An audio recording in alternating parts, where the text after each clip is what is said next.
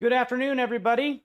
Happy Sunday. Oh, wait, it's Saturday. We're doing a different one this week because we got football tomorrow. There's a playoff game going on. And rather than pull people away from the playoff game, I figured I would do a cook along live on a Saturday before so you guys can get the benefit of this and not have to juggle a couple of exciting things going on. So tomorrow, the 49ers are going to be playing some other team, not quite sure which one. I don't really follow sports all that closely, but local hometown team here in San Francisco, so pretty excited to see how they do. All right, tonight we're going to be making homemade gnocchi. Now this is a very easy dish to make. It just takes time. We just have to bake our potatoes. If you came with baked potatoes, the way that the recipe or the ingredients list specified, great. Leave them where they are. Maybe leave them in the oven. Turn the oven off if it's on, and just let them chill out in there. In case you did not come with pre-baked potatoes, that's fine, because we're going to bake them now, and we're going to get them ready, and we're going to do our sauces while they bake. So this is a different way of doing it, but I didn't want you all to stress out with potatoes that weren't ready yet, so I asked you to bake them beforehand. Here we go. We're going to switch into our top-down camera. The way that I bake a potato is I take a potato, I set it down on my board, and I use a paring knife. You can also use a pair of forks, and I just kind of do a couple of little stabs, one on each side, one in the middle. They don't have to be super deep. They don't have to be every inch or anything like that. You just want 5 or 6 little holes. I do the same thing on the other side. This allows any steam from the inside of the potato to escape, so the potato doesn't explode while it's baking. I've already pricked this one, so this one here already has the holes kind of running through it. But I wanted to demo on this one. And we're going to switch over to our sink cam, where I have my little Breville cooker thing. And we're going to take our potatoes and toss them in here at 425. We want to cook them for at least 45 minutes, up to an hour, depending on how long it takes to actually bake the potatoes. I'm going to get my time set back up. I have my oven preheated already. If you don't, go ahead and just get it going. Leave the potatoes in, preheat it with them in. It's fine. And get it up to 425 so that it starts getting to the temperature that we want it to for the potatoes to bake. Again, about 45 minutes, maybe up to an hour. Really kind of depends on the size of the potatoes that you're using. While we're waiting on those to bake, we're going to go ahead and make some of our sauces. We're going to start with a pesto. Now, pesto is a very, very tasty sauce. Pesto is a sauce that is a lot of basil, pine nuts, olive oil, salt, pepper, all of that stuff, and then garlic. We're going to do it in a blender. Traditionally, you would do it in a mortar and pestle, and I'm sure that there are plenty of Italian people who are going to roast me for doing it in a blender, but it's just easier this way. So for me, blender all the way. And don't fall over, Snoopy. Yay, cool. I've got a little Snoopy chef up in the corner there that unfortunately is out of frame for y'all, but he's pretty cute. So we're going to go ahead and get our blender going. And get it set up. And you don't have to make all 3 of these sauces. If you have a favorite, just wait till we get to it and make that one. I wanted to demo the 3 sauces because they are, in my opinion, the 3 tastiest ways you can dress a gnocchi when you're ready. So let's go ahead and get that unplugged and that plugged in. And I'll turn it this way so you all can see. And there we go. So what I'm going to do with my pesto is I'm actually going to start with my pine nuts. And before we actually get the blender going, we're going to toast these bad boys. Just let me slide some of this stuff out of the way. Set our blender right there. Let's go ahead and grab a pan. We're going to get our pine nuts in the cold pan in just one layer. Non-stick works the best. We're going to get this over medium-high heat. I'm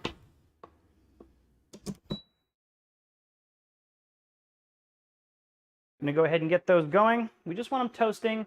As they are kind of coming up to temperature, as they're kind of toasting, we might flip them around. If you're not comfortable with tossing food in a pan, you can just stir them with a spatula.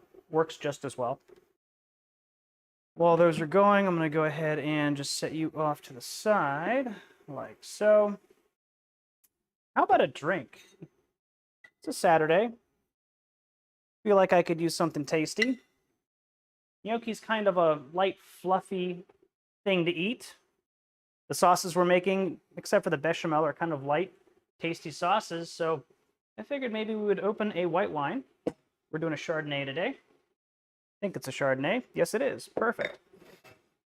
We'll get this going while we wait for our pine nuts to toast. Now, if you don't drink, that's fine. Maybe grab a glass of water. But we'll just go ahead and get started with a lovely little sipping drink here for the weekend for a yummy Italian dinner. Pleasure to hang out with y'all. Thanks for joining me.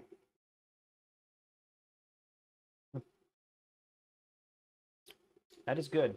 I like it. All right, we'll set that over to the side. We don't want any oil in the pan. We want the pine nuts to be in a dry pan because what we're trying to do is just get some color on them, get them toasted. We don't want to fry them or saute them or anything like that. This might take a couple of minutes to come up to temperature. You should start to kind of get a toasty aroma from the pine nuts as they're starting to kind of get toasted. And then we're just gonna give them a quick toss like that and keep them on the heat. You can see that we're already getting a little bit of toasting on the pine nuts. We'll just get them kind of toasted up. Keep them in one layer. If you keep them in one even layer, they will toast evenly and you won't burn anything. Well, I guess there's still a chance, but you have a much smaller chance of burning some and keeping some raw. Hey, Aaron, how's it going? Love hanging out with y'all. Give our pine nuts a quick toss. You can see that they're getting some color on them. This is beautiful.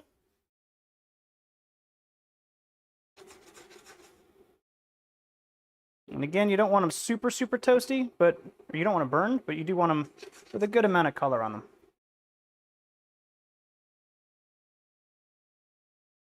And it's definitely smelling kind of roasty and nutty in here, which is delicious. You may also notice that your pine nuts are getting a little bit oily. Some of the oil that's inside of the nuts is going to start kind of seeping out as you toast them.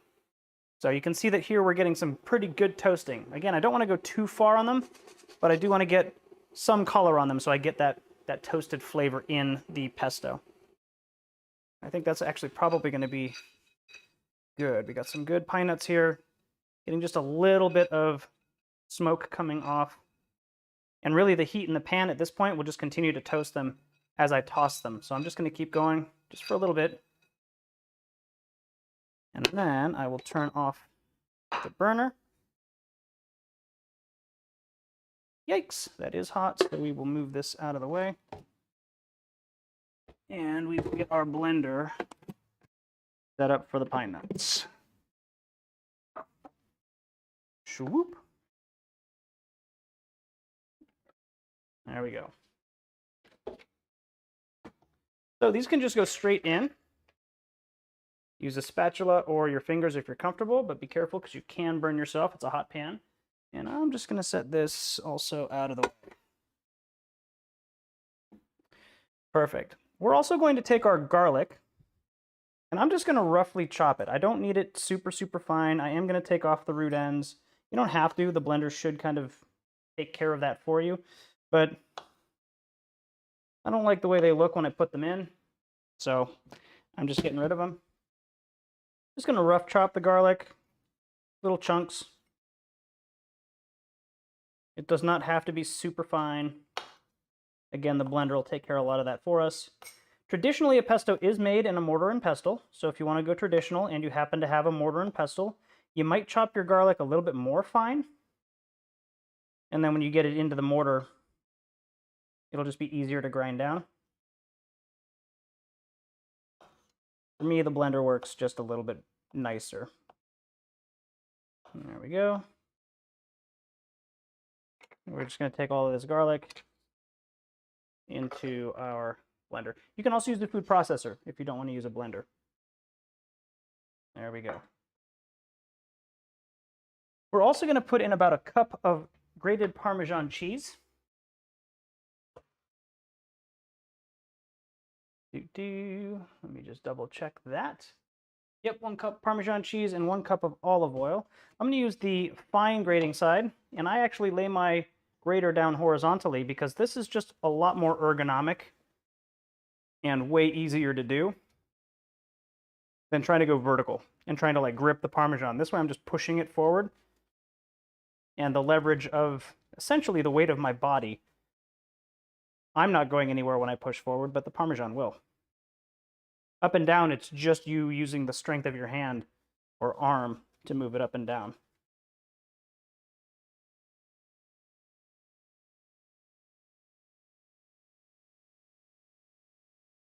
There we go. Is that about a cup?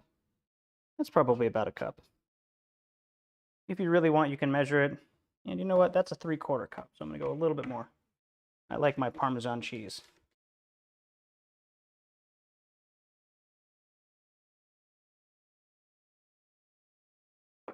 Perfect. We'll set that over here for now. And start this way.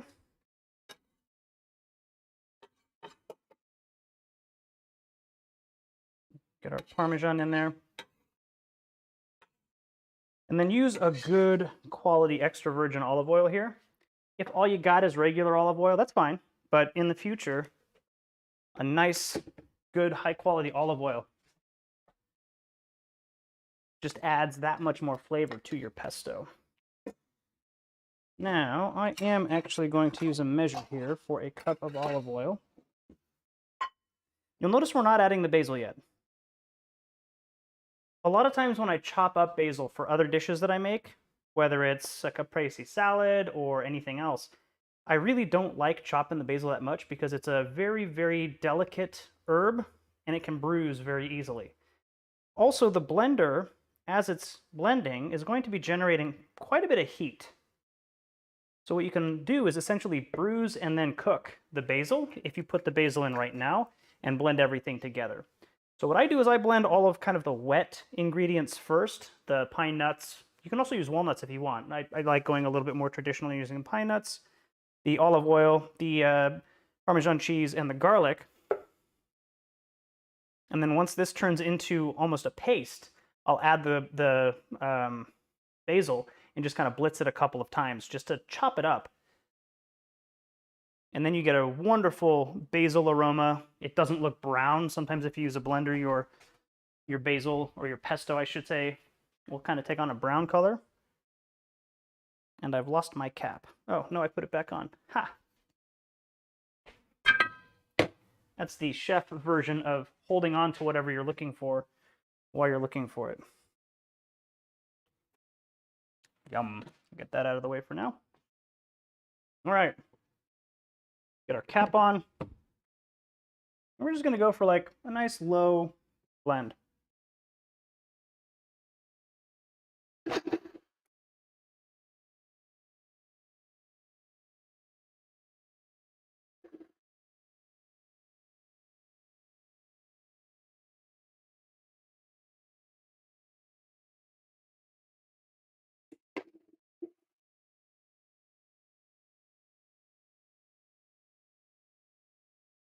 Get all this blended together, and then we'll add our basil.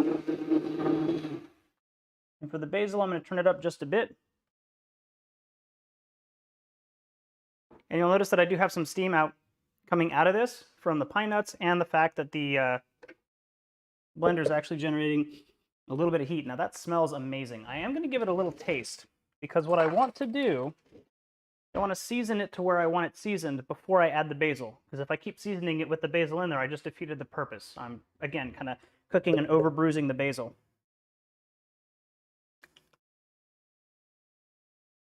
So the Parmesan is giving it a bit of salt, but it could use maybe a pinch or two more.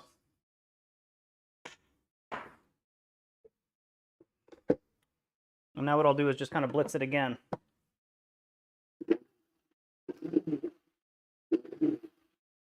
To blend the salt through.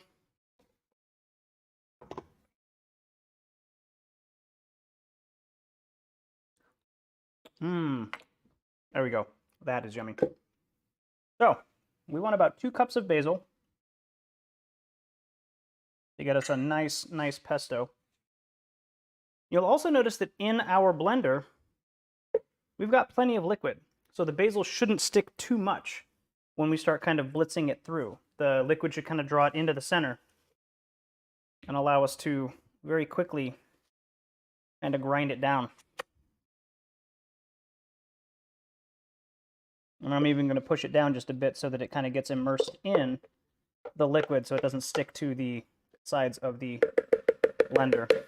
Same thing with a food processor. If you have a food processor, just kind of do all of the wet ingredients first, and then add the basil, and just kind of let it blitz through. And I'm going to turn this to about medium again, and then just kind of blitz it.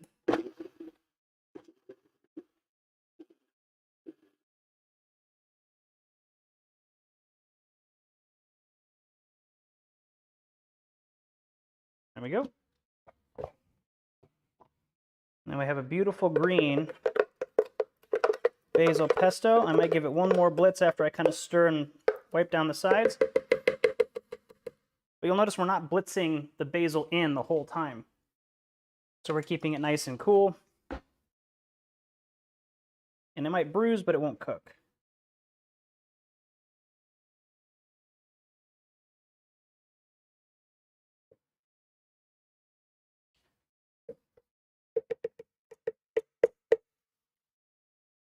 And since we're going to be running it just one more time, I'm going to take another taste.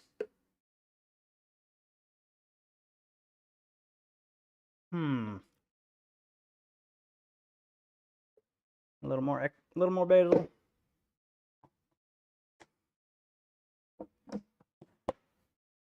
Let's turn this down.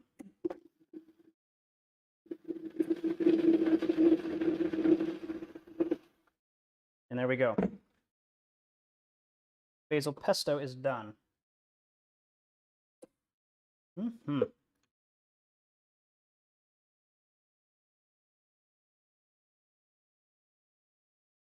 That works for me. All right, I'm gonna grab a little bowl to pour this in. And we will set it to the side.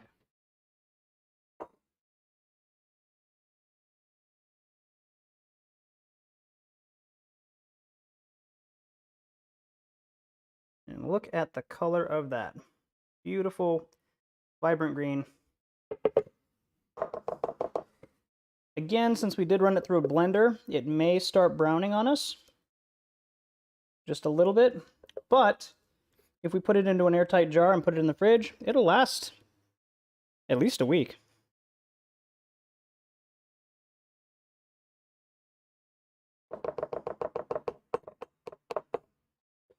And there we go. Beautiful pesto. Done.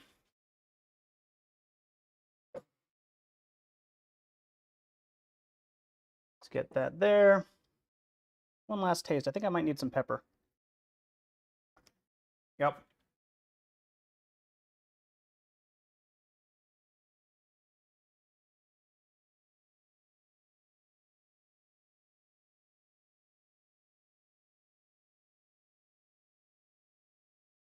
I guess I got to do this a little bit more coarse.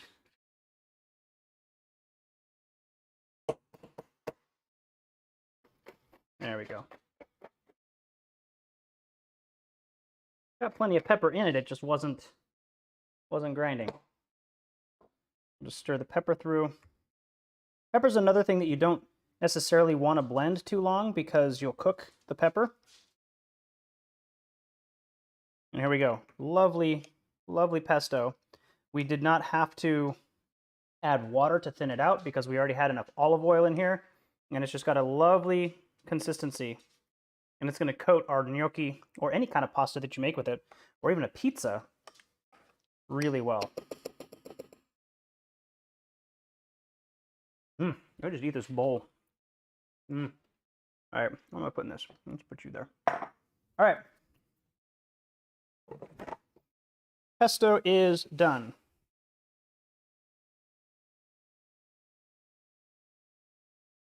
Clean off our board. Switch you over to the sink cam. I'm just going to really quickly rinse all of this stuff out so it doesn't get all sticky.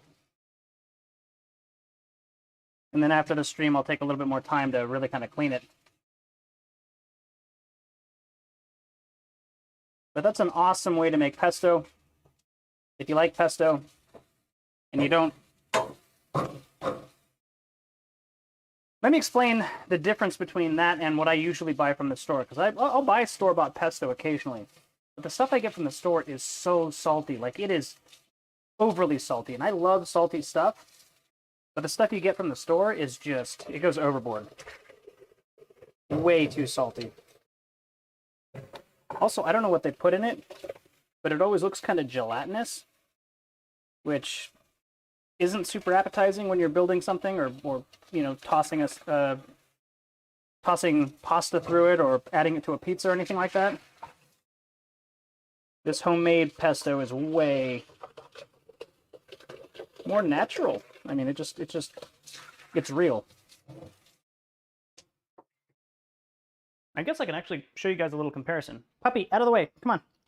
Stop eating little bits of Parmesan off the floor. Stop it. So here's our pesto. Again, beautiful pesto, great consistency. The store-bought stuff that I usually buy is this pesto. It's good. I mean, it's not bad, but it's way salty. Way salty. Also, you can kind of see that green sludge right here. That's like super gelatinous, kind of gross stuff. It stirs through just fine. And it goes okay. It makes it an okay pesto. But it's kind of chunky and gross. And way too salty. Also, is that mint?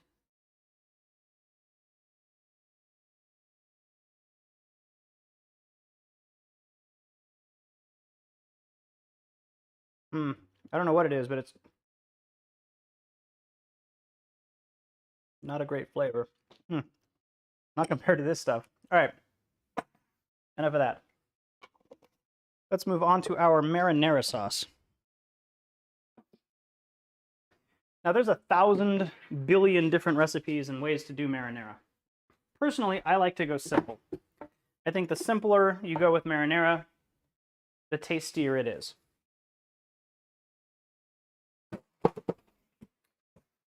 Simplest form of marinara is literally just using crushed tomatoes and a little bit of oregano.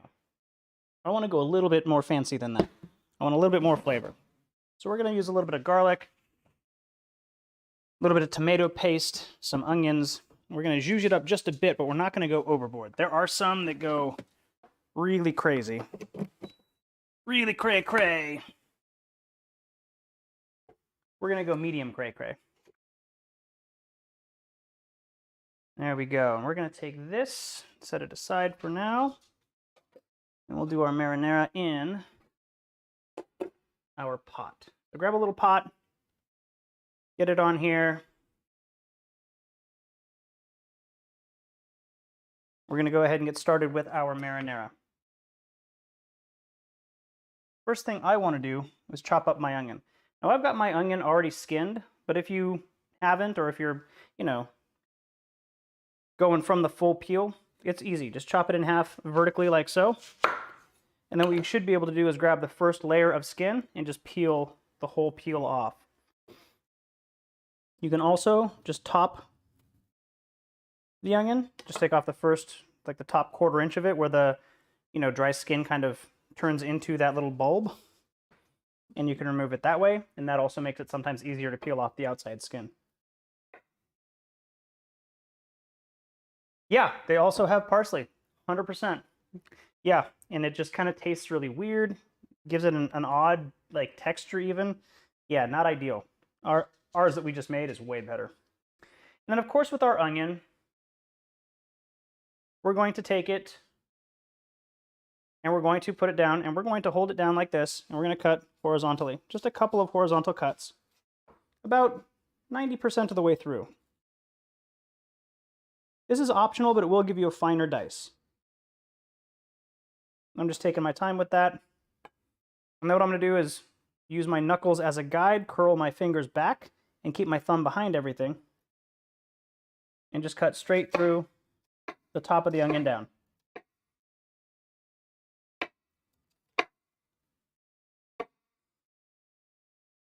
Like so. Any of these pieces that kind of come shooting out, don't worry about them. We'll get to them later.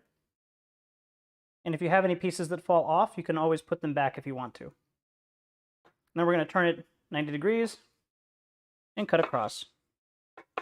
You don't need to cut this super fine, but getting a nice quarter-inch cube, quarter-inch dice is about what you're looking for.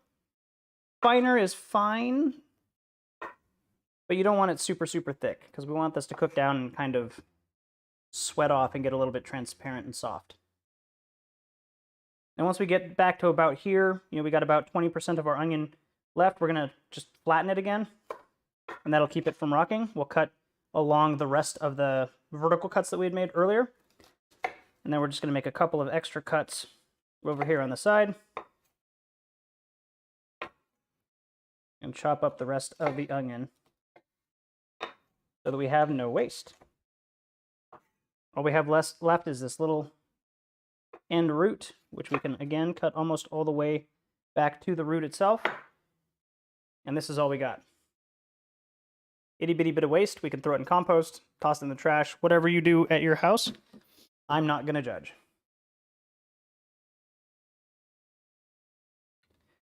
Now I'm going to leave this on the cutting board. I'm also going to cut up this second onion. Actually, I'm not. I'm just going to do a half an onion on this. I think half an onion will be plenty. But what I'm also going to cut is a couple cloves of garlic. Now for me, yikes, crying. Cutting onions always makes me sad. I've got goggles to combat that. Oh my goodness, there we go. What do you think? New look? I think so. All right, let's get back to the task at hand. We're going to take our garlic cloves. There's a couple of different ways you can do this. I like to just take off the ends, like so. And again, you'll notice that I'm always curling my fingers back when I'm using a knife. So I have much less of a chance of actually cutting myself. If you use your knuckles as a guide, it's almost impossible, unless the knife slips because it's not sharp, to cut yourself. I'm just going to take my garlic here, place the knife flat with the blade away from me, and I'm just going to knock it down, flatten it, like so. At this point, I'm going to chop it one way, like this. I'm going to turn it 90 degrees, and then chop it one way this way. And that gives me a really nice, rough dice. And I don't have to go through all the hassle of slicing this vertically, slicing it horizontally, or anything. Quickest way to dice an onion. Now, I'm going to get the onions going first. Did I say quickest way to dice an onion? I meant quickest way to dice garlic. And I want this at like a medium heat. I want it to like, not super hot, but I do want it to still sizzle. And what we're going to do is we're going to put in a little bit of olive oil. It can be extra virgin. It can be regular olive oil. It can be regular oil if you want. A couple of tablespoons in there.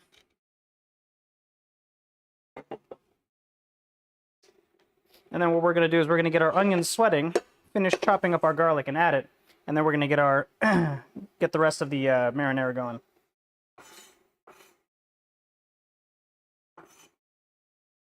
So the garlic is going to cook way faster than the onions will. I can get this off because now I'm not crying anymore. Yeesh. Go pick up a pair of those if you chop onions. Lifesaver, I swear. It's the best thing I've ever done. You just got to remember to put them on before you start chopping. All right, you can see that the onions are sizzling in there. That's exactly what you want. It should be a nice, gentle sizzle. You don't want this to be splattering all over the place. If it is, it's a little too warm. Turn down the heat. You want a nice, gentle sizzle. Nice, gentle simmering. We're just going to get all of our onion in.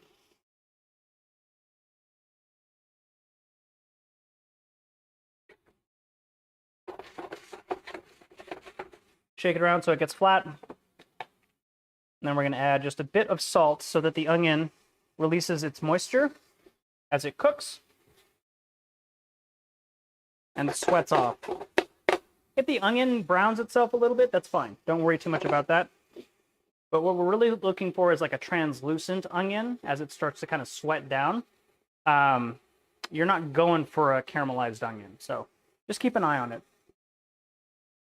Same thing here, knife away from us. We're going to flatten our garlic. Chop it horizontally one direction. Rotate it. And then chop it the other direction. Sometimes when you smash the garlic down, you actually smash it into a bunch of cuts in the direction that you want. If that's the case, don't worry about dicing it twice. Doesn't happen all the time, but sometimes you get lucky.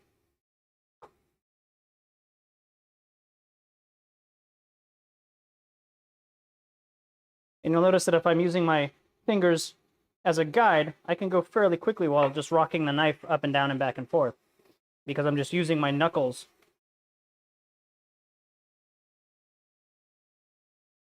to guide the knife backwards slowly. There we go. 3 cloves of garlic. Give this a shake, a little bit of a toss. Nothing is browning, which is good, but it is getting translucent, and that's exactly what I'm after. Last clove of garlic.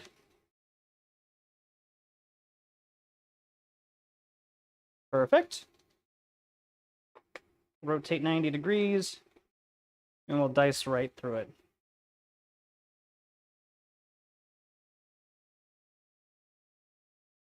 Now, the reason we're dicing it manually and not using a garlic press is because a garlic press actually minces the garlic too fine, and it will burn really, really quickly in this pot. So by dicing it, we're actually coming up with bigger chunks. They'll cook down, and they might brown a little bit, but they won't burn. It's just harder to get them to burn. All right. Nice sizzling onion. Just bring out my can of crushed tomatoes, and I want my can opener. Here we go. And then we're also going to take our 1/4 teaspoon of oregano and our tomato paste. And all I'm doing here is getting ready, because as soon as I put the garlic in, I'm only going to let it simmer for about 30 seconds to a minute, and then I want to move fairly quickly with everything else, because I don't want to burn it. If you burn garlic, it gets a pretty acrid flavor, and it's not super pleasant. Not going to ruin the dish, but you'll know that you burned the garlic. There we go. The onions are cooking down, which is what we want. Looks beautiful. They're just starting to get a little bit toasty around the edges, so perfect timing on that. We're going to go ahead and take our garlic, add it here. And we're going to try and add it on top of the onion so that it doesn't immediately start cooking, because we just want to make sure we get it all in, like so. And now I'm going to grab spatula, stir it in. This is where you're going to start getting all of the fragrance from the garlic and the onion. I'm going to keep this going, or at least moving, because again, I don't really want to brown the garlic. You can turn the temperature down a little bit if you want, but I like to kind of find a temperature that I know will work well with this and try and keep it there. Just a nice gentle simmer. That's really what you're using to kind of gauge how hot everything is.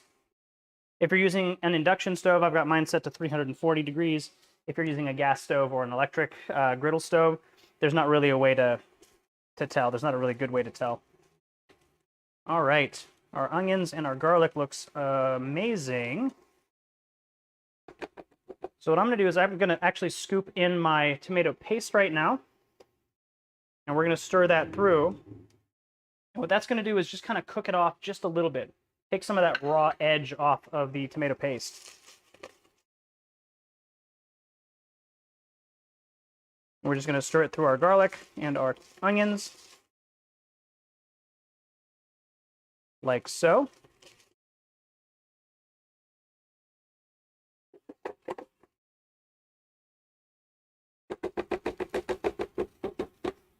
And now we're going to pour in our crushed tomatoes. And now we're going to turn this down to medium, medium-low, because we want it to start simmering, but it's a lot more liquid than it was. And we're going to get all of our garlic and onions mixed through like so. That's a nice fluid sauce there. Go ahead and season it with salt and pepper at this point. And then give it a taste and then adjust to your taste.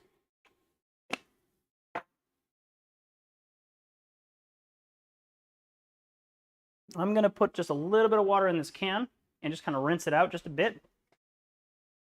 And I'm going to turn that temperature down because I can hear it kind of sputtering. And I probably use less than a quarter cup of water. It's just really to rinse down the sides, get as much of that crushed tomato out of the can as I can before I throw it in the recycle. And we'll get this down to just a bare simmer. I just want to see the bubbles kind of breaking the surface. I don't want it sputtering or doing anything crazy.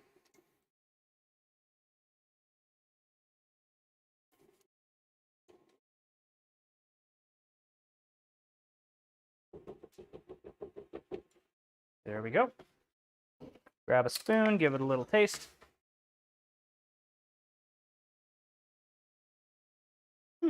Not bad. Probably use a little bit more salt. Now we'll add our pepper as well. There we go.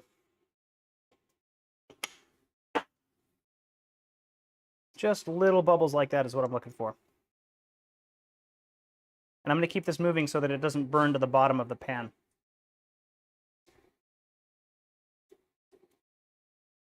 If you really want, you can add a bunch of water and let it kind of simmer away.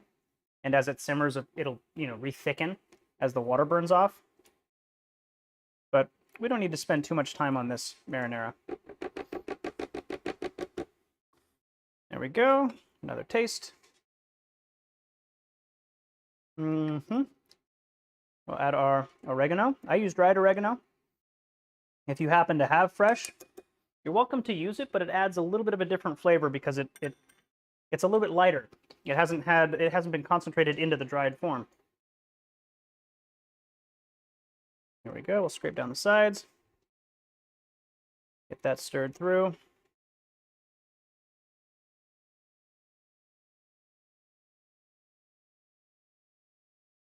We'll just keep scraping down the sides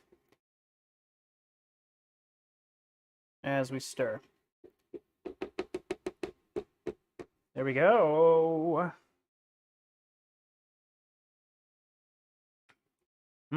Okay. That is a marinara. I'm going to take this can, put it over here where my recycle is. And then last but not least, we're going to add a little bit of basil. And what I'm going to do with the basil, I'm not going to chop it. I'm actually going to rip it into small pieces.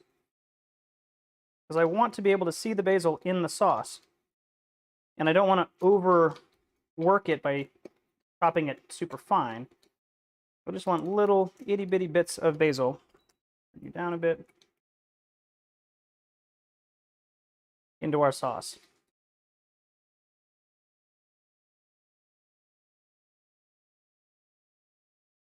There we go. And so we've got a good amount of basil. I'm just going to kind of break it up and sprinkle it in and stir it through. Basil in. We'll give it a nice stir through.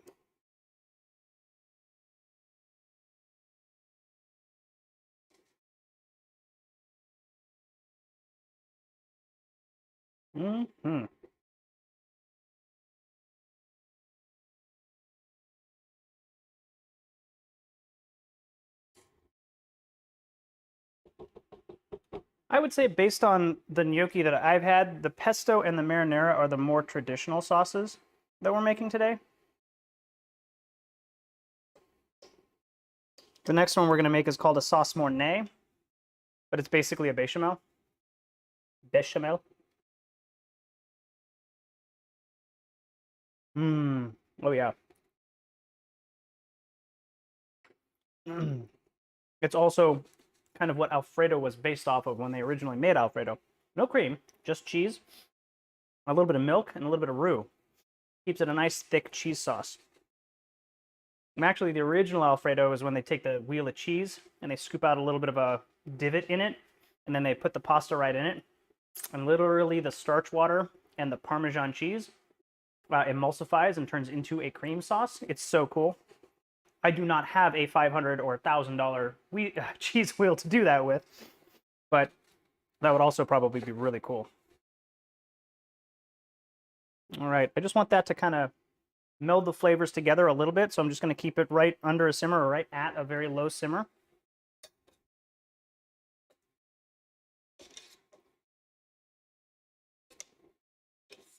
And again, just kind of keep it moving so that it doesn't end up burning to the bottom of the pot.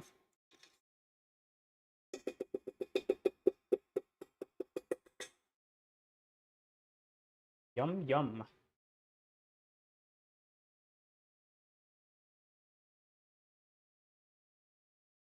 And our marinara is done. I'm going to go ahead and put a lid on this to keep it warm, like so. And we're going to go ahead and move it over to the side for now. Sorry, marinara, I love you. I'll come back. All right, now for the fun sauce. Sauce mornay slash bechamel slash Alfredo, if you want to call it that. We're going to go ahead and get a pot going on, again, medium-high heat. I'm going to say err on the side of being a little bit low on this one, because we don't want to burn our flour. So I'm going to put this down to like 325 if you're able to do that, but you want it on like a medium-low heat. And we got 1.5 tablespoons of butter and 1.5 tablespoons of flour. We're going to add the butter first, get it stirring through, and then we're going to add our flour, keep stirring it, and essentially make a roux, a little bit of a flour paste. And we're going to add a cup of room temperature or warmer milk. And we're going to get that stirred. We also are going to need about a half a cup of shredded Parmesan and a half a cup of shredded Gruyere and a 1/4 cup of shredded Parmesan. So we're going to grab our cheese shredder, which we put over here. And we're going to go ahead and get started. Here's our Gruyere. Get about a half a cup of this grated out. I'm sorry. Yeah, half a cup.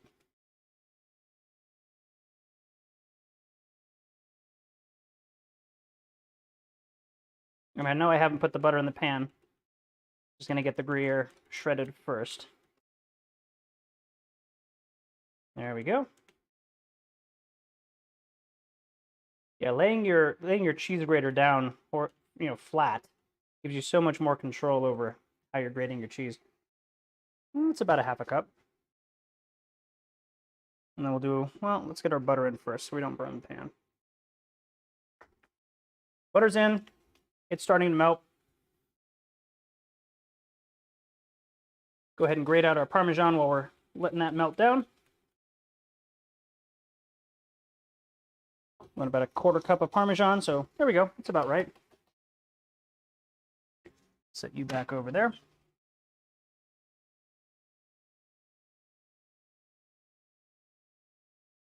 And what I want is for the butter to just barely start browning. Like you're going to start seeing that it's going to turn almost like a golden color, maybe an amber. Like you don't want it to go very much browner than that.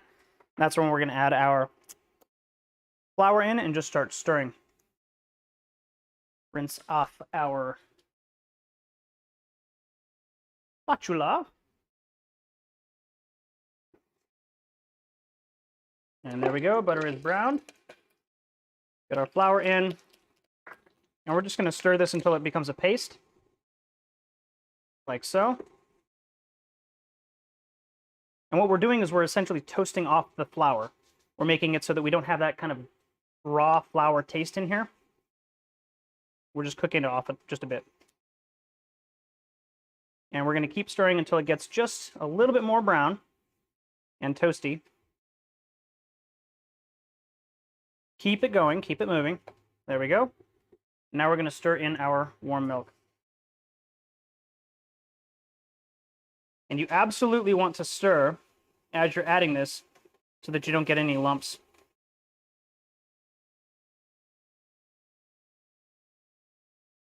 Keep it moving, keep it moving. There we go. Now what's going to end up happening is as you're stirring this, it's going to incorporate, and as the flour incorporates into the liquid, it's going to start thickening it up. And we're going to cook this down by about 1/3 until it is nice and thick with a couple of C's.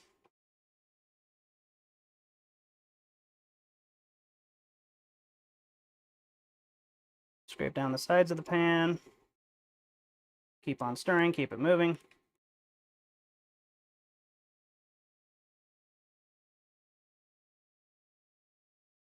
There we go. We don't want the milk to boil, but we do want it to possibly come up just barely to a simmer. So adjust your heat for that. And we're going to let this cook off just until it thickens up.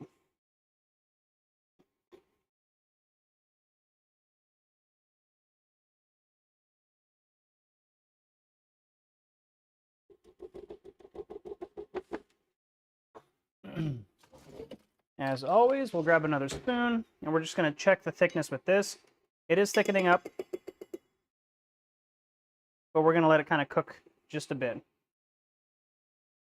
Now, it doesn't matter what order you add your cheese in, so I'm just going to go ahead and mix them, and then I'll just add it all at the same time. Get this out of the way for now. And then we'll run this over to the sink. Quick rinse. There we go. Get that out of the way as well.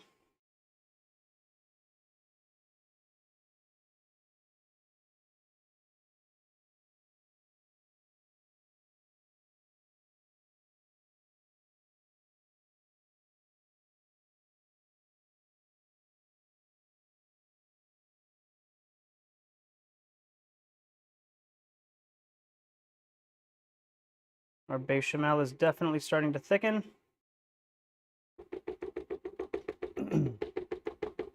We'll just add our cheese here in a second.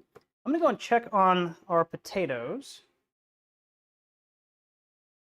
And all I'm going to do is pop open the oven, stick a knife in, and they're almost there. Get back to our bechamel.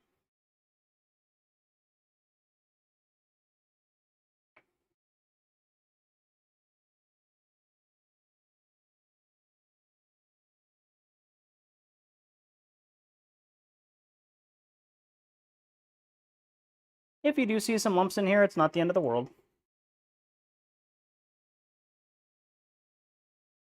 But as it thickens, they should emulsify into the cream sauce.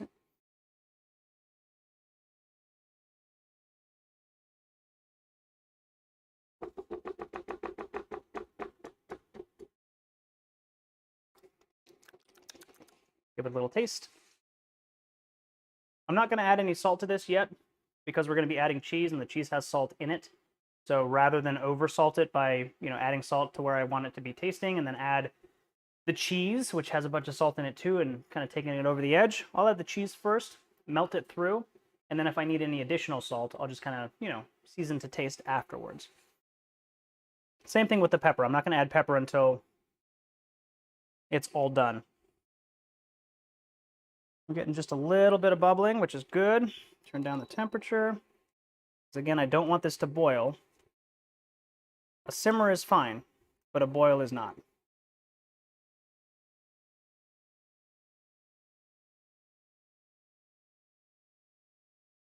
And now you can see that this is really, really getting a lot thicker. Looking more like a sauce than just milk. Starting to coat the spatula as well. We're almost there. Almost there.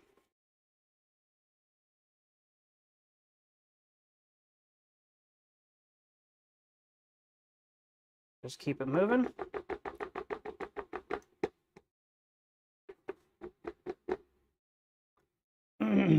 Now, bechamel is one of those sauces that if you leave it to kind of cool down, it will thicken up and it'll almost kind of harden. It won't really like get solidified harden, but it'll get thicker and thicker as it cools down. So once we're done with the bechamel, we're going to turn down the temperature and just keep it warming. We're not going to keep it up near a simmer or a boil. We're going to like turn it down to 100 Fahrenheit just to keep it warm so that it maintains its viscosity and doesn't congeal on us while we work on our gnocchi. There we go. And right here is where we want it. It's not like I have to actually fight to get it off with the spatula, which is perfect. We'll go ahead and add our cheese. And I just add it all in. You can do small additions if you want, but I don't find a need to. There we are. And then we'll just get this stirred through. And actually at this point we can turn down to like a warming temperature as the cheese melts. And here is our Mornay sauce, our sauce Mornay, or bechamel, or Alfredo if you want to call it that.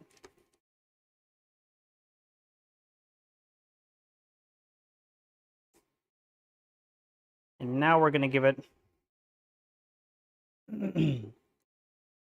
a taste for seasoning.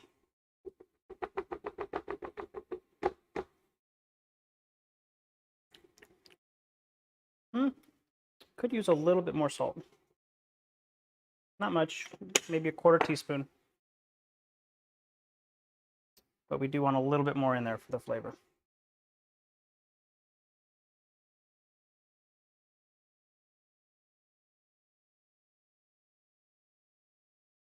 If you over thickened your sauce, you can always add a little bit of milk into it to thin it out. You may need to adjust your seasoning once you do that. There we are. You can see that the sauce is nice and creamy. Comes off with a spoon. There we go. Good sauce. We're going to keep it warm. I am actually going to, if I can find it,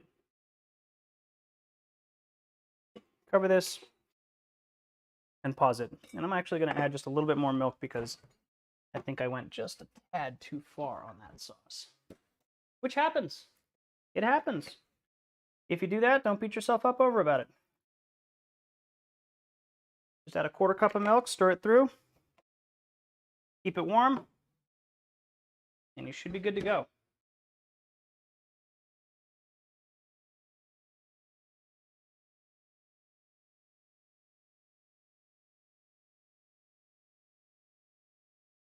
There's nothing wrong with fixing things in the kitchen.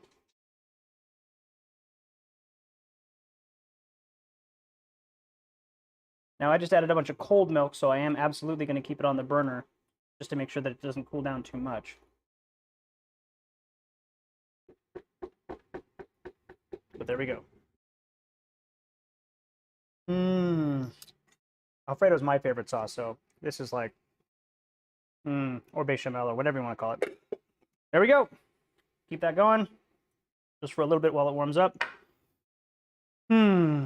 Last but not least, I have a couple of toppings that I'm going to be putting through my pasta, or through my gnocchi. One is just some fresh frozen peas that I had already preheated. I just brought a little bit of water to a boil, put the peas in for like 15-20 seconds, and then drain the water, because I just wanted to get that icy cold off of them. And those are good. I also want to make some bacon bits for the Alfredo sauce. Trust me, it goes wonderfully with gnocchi. I'm actually going to pop this off just for a second. Get that on there. Grab a wooden spoon. And we're just going to kind of break our bacon off into the pan. Don't worry if it is clumped together, it's fine. As it starts to cook and sweat off, the bacon will actually kind of, like the grease that comes out of the bacon will start separating the pieces all on its own. You don't have to worry too much about that. I'm going to take this back up to like a medium. Or like a low, medium, high, because I do want to get a little bit of a sizzle. I want it to start kind of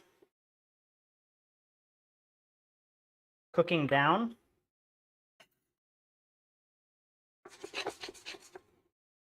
And we're just going to let this saute away until everything browns. And all I'm doing with the spatula to break things apart is just pushing down on them, finding the little seams and pushing down.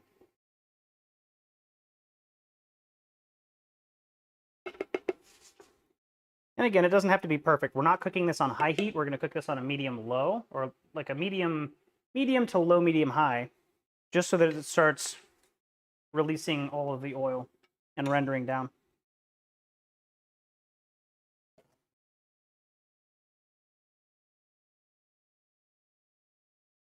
Clean off our board because we'll be using it to roll out our gnocchi. And there we go. That's starting to sizzle, which is perfect. Whew! 3 sauces, man. That's a lot of work. But our potatoes still aren't fully cooked. We're still waiting on those to finish. I think we got like 7 minutes left. What do we got? 5.5 minutes. So you can absolutely cook gnocchi for anybody in an hour. While you're waiting for your potatoes to bake, whip up the sauces, and then as the potatoes finish, you can move on to everything else. Sauces are ready, so we're not worried about that. And it's not like we're doing anything else while the potatoes bake. You could also use this time if you wanted to, like maybe you had a bunch of people coming over and you also wanted to have like a salad course. Throw together a quick caprese. Cut up a tomato, nice thick slices, a little bit of dry mozzarella cheese, basil, olive oil, balsamic vinegar, a good balsamic. Oh my goodness. You'll be eating like a king or queen or both. A sovereign. You'll be eating like a sovereign. While we're waiting on that bacon to render down, I'm going to go back to my wine. That is good. And again, we're cooking these bacon bits on like a low, medium, high. So like go to medium and then go just a little bit higher than that. We want it to be a nice, gentle sizzle. You don't want it to be browning like that. We want everything to kind of render down, brown slowly. That's how you get a nice, even set of golden brown bacon bits. If you go too hot, you'll have burned bits, you'll have raw bits. Doesn't work.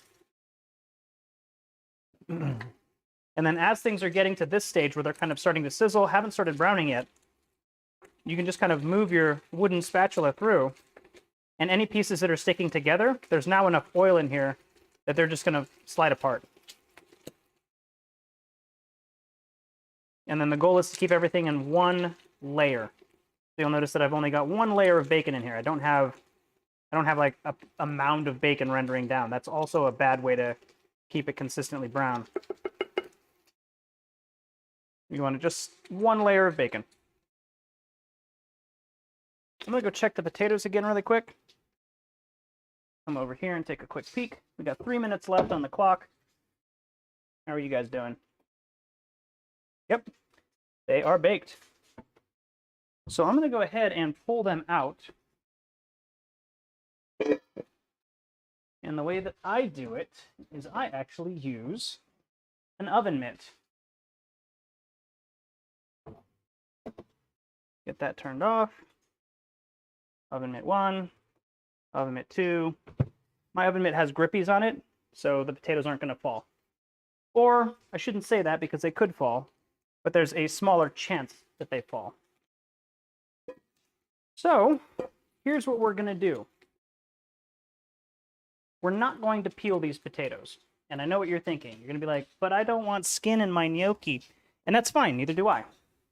But there's a really cool trick with baked potatoes. If you have a potato ricer where you don't need to peel the skins off to get these guys nice and mashed. And if we take a quick look at our bacon, we can see that it's evenly browning. I'm not sure if you can see that on the screen or not, but it's sizzling and it's browning nicely. We're going to kind of keep an eye on that. But while we're waiting on that to brown, hey Ryan, what's up, man? We're going to go ahead and take our potatoes, which are freshly baked, and we're just going to cut them in half. Right down the middle. The wide way. And there's a lot of steam, so be careful. There we go. I'm going to take a glance over at my bacon, just kind of move it around a bit so it doesn't burn. I'm going to take a half of a potato, and I'm going to put it meat down in the ricer. Like that. And what's going to happen when I rice this potato is all of the potato flesh will go through the ricer, but the skin will not. And so check that out. Nice riced potato, which is fine. We want this to cool down quickly, which is why we're ricing it while it's hot. And now I can just peel the skin off of this little plunger. And there we go. No waste. Totally mashed potato. I'm not burning myself trying to peel off the skin while it's hot. All I'm doing is putting it meat side down, ricing it, running it through the ricer. Like so. And popping it back out. And peeling off the skin. And there is very, very little potato flesh left. If you want any of it, you can kind of bounce it off, but honestly, there's not enough to even worry about.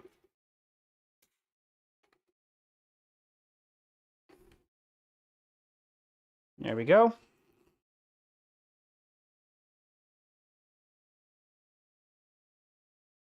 Potato number 2. And you can see that our bacon has actually stopped bubbling because there's no more moisture to boil off or to steam off. And now it's just going to start browning and getting a deeper, deeper brown. Deeper, deeper red. Ah! Careful with that. Sometimes you can over-rice your potatoes. But there we go. All of our potatoes are riced in a bowl. Not a single skin in there. All of our skins are here on our cutting board. And now we can take our ricer into the sink and just let it kind of chill in there.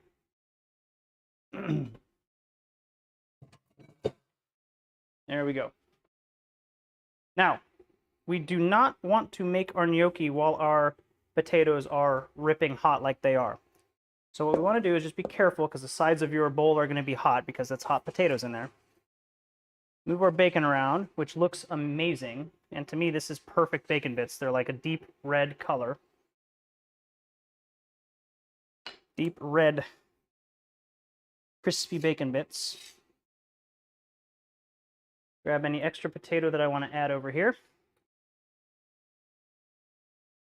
And my bacon bits are done. So I'm going to turn that off. And we're going to drain that oil out.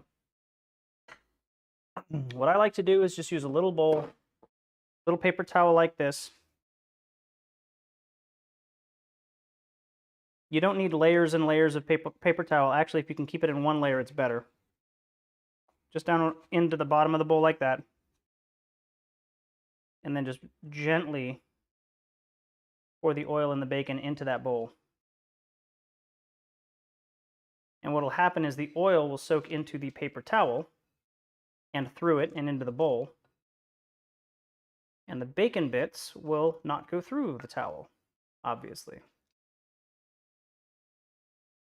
And there we go. We can wipe off any extra oil from the side of our pan. And then we can just kind of gently re-flatten our towel And just spread out our bacon a bit. And all of that oil will kind of sit on the towel and seep through the towel. Now from here, we can use another towel if we want. And at this point, you can double it up or triple it up. And we'll transfer our drained bacon to this to just wick off any last bits of oil. Now all of this, I'm going to be careful because the oil part of it is probably still ripping hot. I'm just going to let it absorb the oil in the bowl. And what that'll allow me to do is throw it directly into the garbage can instead of pouring it down the sink, which can clog your sink over time. And it leaves less oil in the actual bowl for you to have to dispose of. I'm just going to spread these out in one layer so that they can wick a little bit quicker. I'll move all this off to the side. I might just push this down just a bit. Absorb! Like so. Cool. I'm going to set this aside, let it cool before I throw it away so it doesn't melt through my bag. And I've got my bacon bits. My potato skins are now cool. Well, I mean, they're still warm, but they're cool enough to handle without burning me. Those go into the compost. And I don't, I need this knife, so I'm just going to set it there. I don't need this one anymore, so it's going over to the sink. There we go. Now, I'm going to take my pan off. I'm going to take my bechamel back on. Again, back down to a low, just to keep it warm. I'm going to check how, yep, see it kind of got thicker. I might add a little bit more milk in just a second once we get our gnocchi done and thin it out a bit. You can absolutely do that, but just be aware that this is totally normal. Yeah, that's a thick boy sauce now. Let's do like 175. No, let's do like 150. It's still tasty though. Oh my god. I love cheese sauce. Cool. We'll see if that thins out just with the heat. Otherwise, we'll add a little bit more milk, stir it through, and we'll get that going. And set our bacon off to the side. Now, the bowl is still pretty hot to the touch. So what I'm going to do is go through the potato and just keep it moving until it cools down. Because the first thing we're going to add to our potato here is going to be egg. And if we add an egg to super hot potato, it's going to scramble. It's not really what we're looking for. And I don't want to like press this together too much. So what I'm going to do is kind of run it through like so, give it a stir, run it through like so, give it a stir, and just keep doing this until it cools down. If you're not in a hurry, you can absolutely just leave it out, let it sit for 20 minutes or so to kind of come down. I don't want to make you all wait that long. So for me, I'm just going to kind of move it around a bit until it cools down to where I feel like an egg is not going to scramble in it.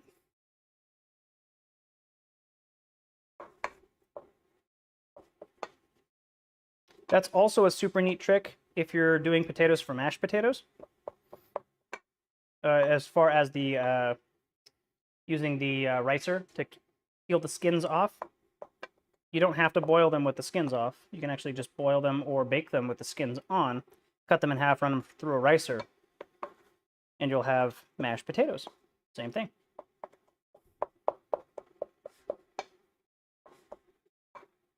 There we go. I'm too old school though, and I'm always gonna peel my potatoes before I boil them for mashed potatoes, but you don't have to. That's all I'm getting at. All right, so the steam is kind of subsiding as I'm cutting through this potato, which means that it's cooling down. Which is good. What is that? Nothing. All right.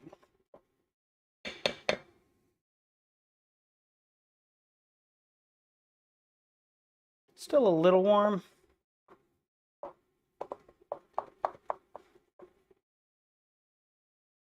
But that's okay. I'm going to pile the potatoes up on the edges like this. More surface area for the heat to dissipate. And I'm going to set them to the side just for a second. I'm going to grab a small bowl. And I'm going to crack my egg into it.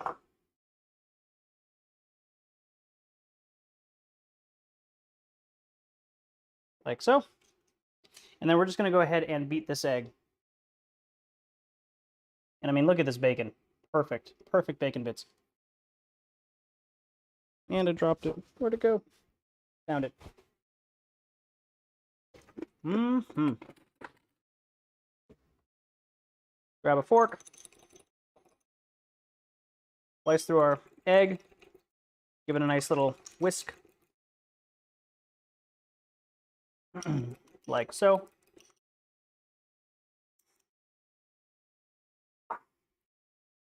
I can actually just put this over here. And you know what I'm actually going to do? You can add some ricotta if you want, or some kind of a cold cheese to your potato mixture. You don't need much. But if I mix that through just a little bit, it should also help to cool down the potatoes. It wasn't on the ingredients list, but if you happen to have some ricotta or maybe even just a little bit of sour cream, just like a little bit of sour cream, if you're trying to cool stuff down, that might help with cooling it down just a bit. There we go. Now the potatoes are warm, but they're not hot. Yeah, they're like lukewarm, which is great. I'm going to take my egg, and I'm going to pour it in to cover the potato. Because what I don't want to do with my gnocchi is overwork it. You can absolutely overwork this. Get our egg mixed through. Take this over to the sink.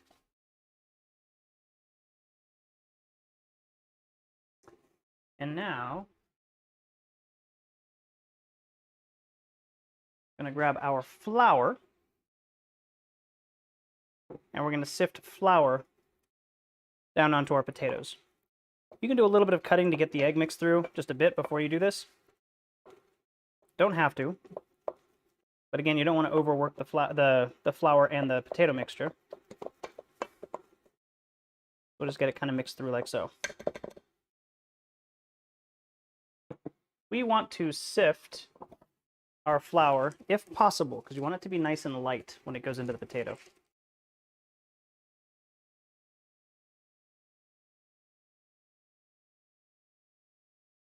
And we're not going to add all 2 cups of our flour yet.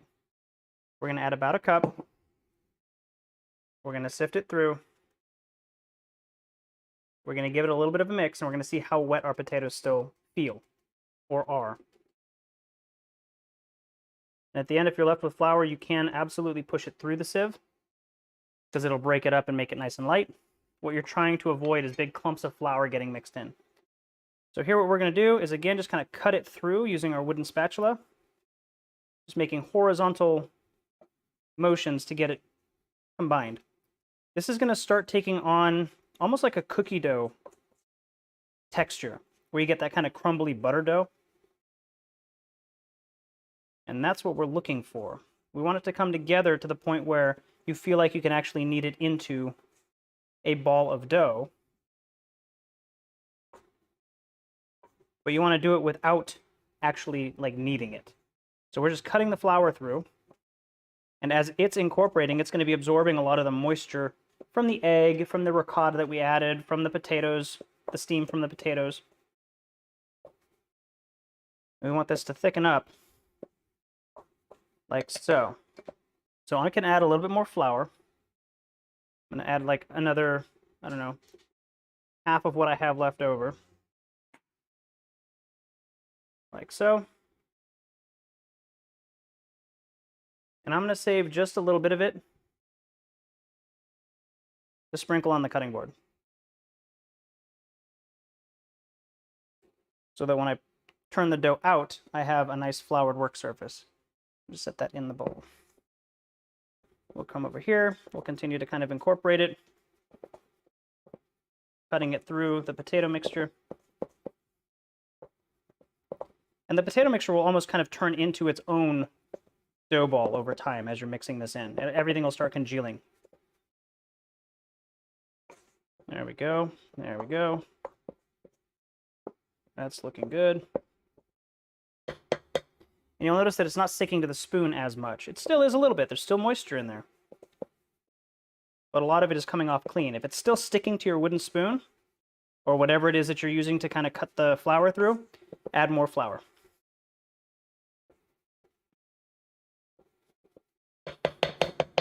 There we go. There is some still stuck to this, but it's not like a ball like it was when we started. So I'm going to go ahead and turn it out onto my cutting board. Get as much out of the bowl as I can. And now what I'm going to do is I'm, again, not going to really try to start mashing it right away. We're going to add a little bit more flour. And you may end up using the full 2 cups. You may end up adding more. Really depends on how much potato you have. But I'm going to add the flour. And then I'm just going to kind of pick up and push down. Pick up and push down. I'm not going to do like a real heavy knead. I'm just going to keep incorporating the flour just gently. And this is how we make our gnocchi dough, and we don't overwork it. If you start working this like a pizza dough where you're just like, rah, rah, rah, you can absolutely like flatten it and overwork the dough. But if you just pick it up and gently push in on it, it will absorb the flour and it will turn into a beautiful gnocchi dough. There we go.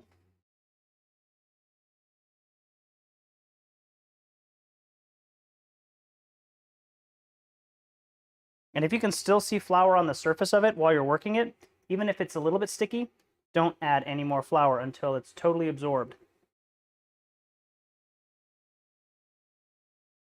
You'll probably be surprised at how much this ball can actually absorb.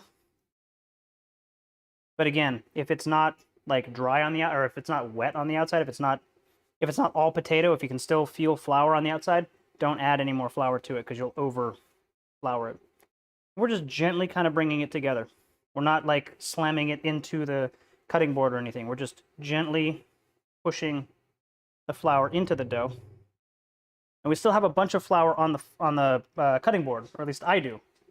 So what I'm going to do is I'm going to start rolling this dough through some of this flour because I am getting the outside of it back to being like a wet ball of dough.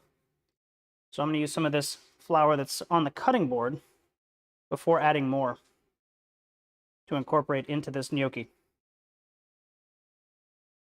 Again, we're just gently kneading this together. There we go.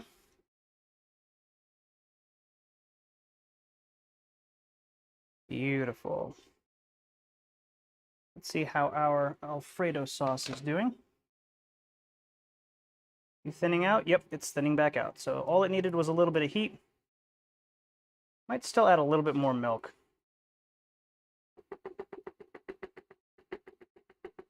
But we'll see how that does. We'll see how that goes. I'm just going to leave it uncovered for now. Our gnocchi dough is coming together beautifully. You can start working a little bit faster. It's getting a little bit tacky on the outside, which is fine. Just keep your hands floured so it doesn't stick to you. You'll notice that my hands are clean, other than the flour that I'm picking up from the cutting board. I am a wad of dough.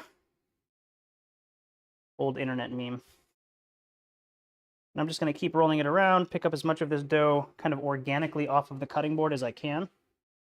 And look at this ball of gnocchi. This is so supple and beautiful.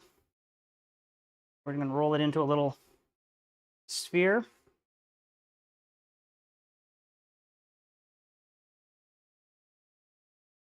Like so.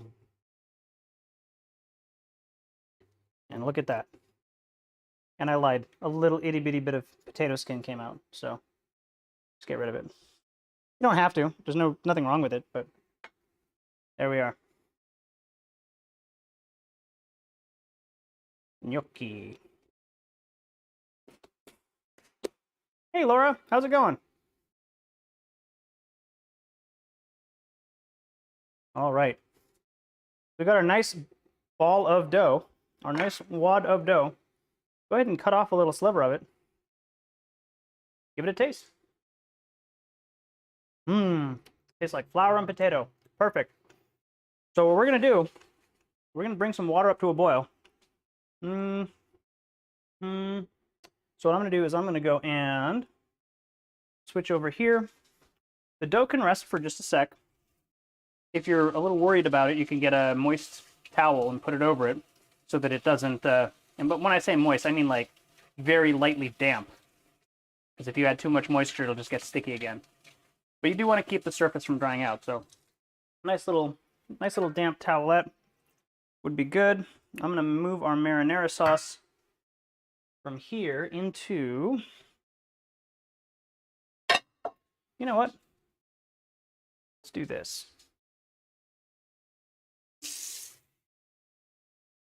We'll take our dough mixing bowl, give it a real quick sponging. We'll move our marinara into this, and then we'll boil water in the marinara pot. If you have an additional pot that can boil water, go for it. This is one of the drawbacks to making 3 different sauces for a pasta dish. There we go. You're all good. Marinara.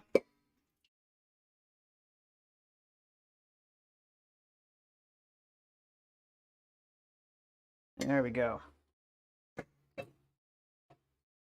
Thanks. Come here. And actually, this is perfect because none of my marinara is sticking to the pot. At least not the bottom of the pot. So this will be really easy to rinse out. Just do that.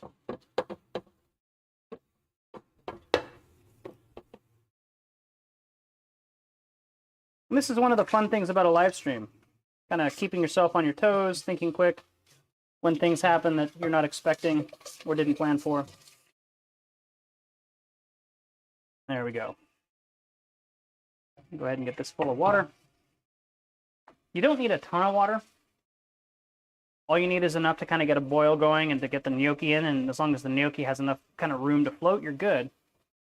The more water you add, the harder it will, the more gnocchi you can add before the water will stop boiling when you add it. If that makes sense. Like the water will start boiling in this, but as soon as I add the room temperature gnocchi, the water temperature will come down as it has to warm the gnocchi back up. So by adding a little bit more water, there's more water to cool down, so it'll come back up to temperature a little quicker. At least that's what I tell myself. All right, back over here. We'll get our bechamel out of the way. Get our water on there, and we'll get it up to sear. So while that's going,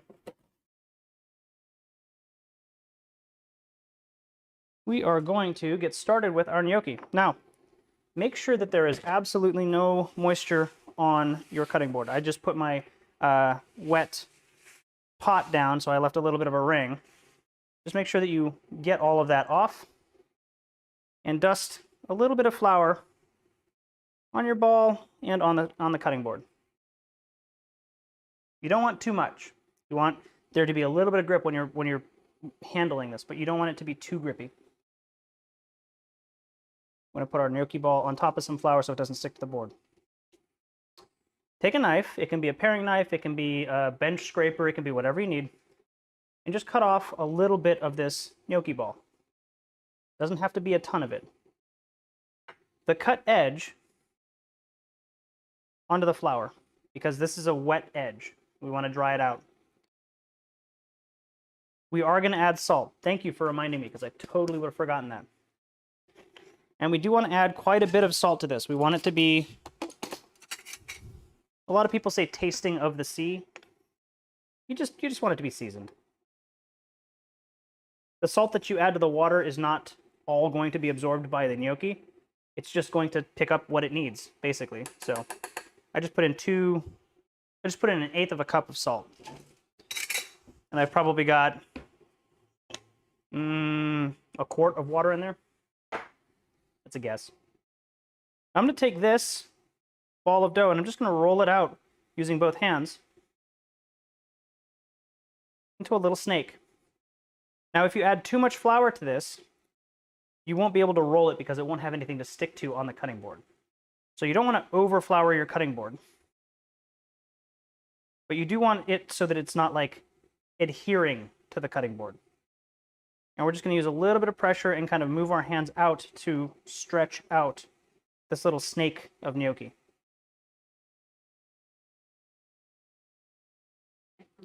No, Siri. Down. Down, Siri. So here we go. We're rolling out our little gnocchi snake. Like so. You're going to want it to be, I'm going to say, like 3/4 of an inch to a half an inch thick. And then as long as you can get it. And here we go. We got our nice gnocchi. Now, for the gnocchi itself, we're going to take our knife. We're going to add a little bit of flour to it because we don't want it to stick. And we're going to cut our gnocchi into about an inch or 3/4 inch wide sections. So something like that. And then we're just going to go down the line and do our gnocchi. Depending on how thick you cut your gnocchi, there's not really a right answer to this. Some Italians will tell you, some people who like gnocchi will tell you make it super small. Some people who make gnocchi make it super big. It's really up to your preference. I like a medium-sized gnocchi, because then it's something substantial. If it's too small, it's almost like a fusilli or something like that, and it's too small for me. Then it's almost like a mac and cheese dish. I want this to actually be like a pasta dish. Now we have 1 serving of gnocchi. 2, 4, 6, 8, 10, 12, 14, 16 pieces. Really, like anywhere from 10 to 20 is a good serving size, especially if you have a side to go with it. So this is perfect. And we can actually cook this gnocchi like this. This is a totally valid way to do it. They're little pillows, they look fine, and they will cook fast, and they will float, and they will be delicious.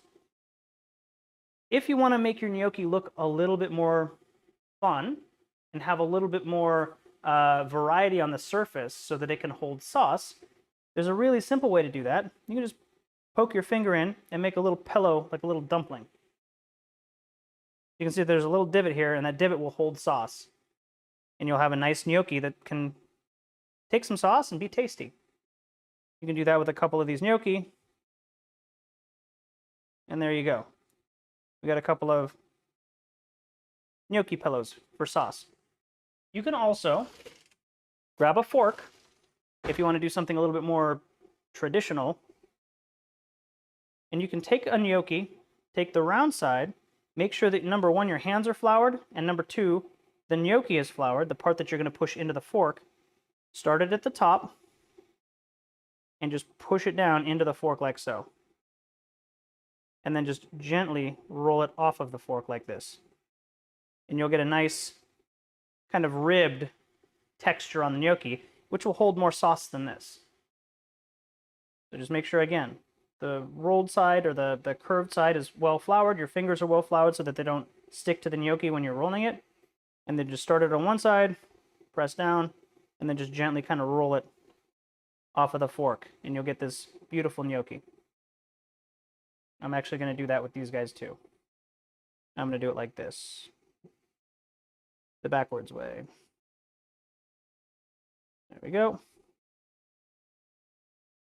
That's my favorite way to do it. There we go. And not only do you have the ribbed side on this side, but since you're pressing it into whatever it is, you're going to have a pocket in the back. So it's going to hold a ton of sauce. It's just going to pick it up. It's going to be beautiful. Let's go ahead and push this through.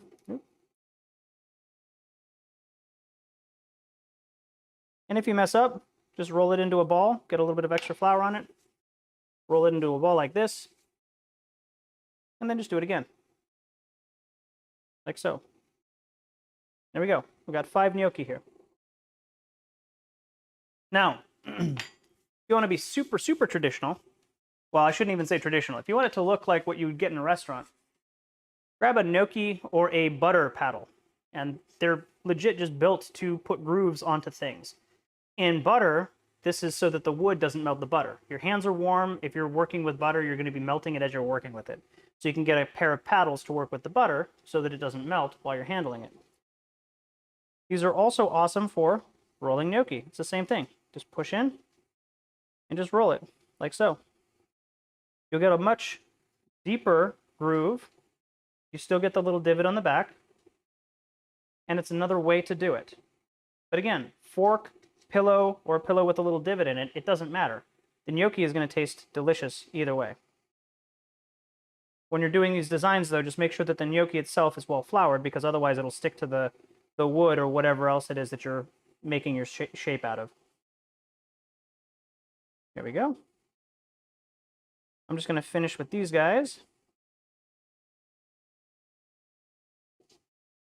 My doggo is over there wondering why he's not getting fed yet, because 5 o'clock is his dinner time, and it is 5:30. It's like, come on, buddy, where's my food? So here we go. Beautiful gnocchi.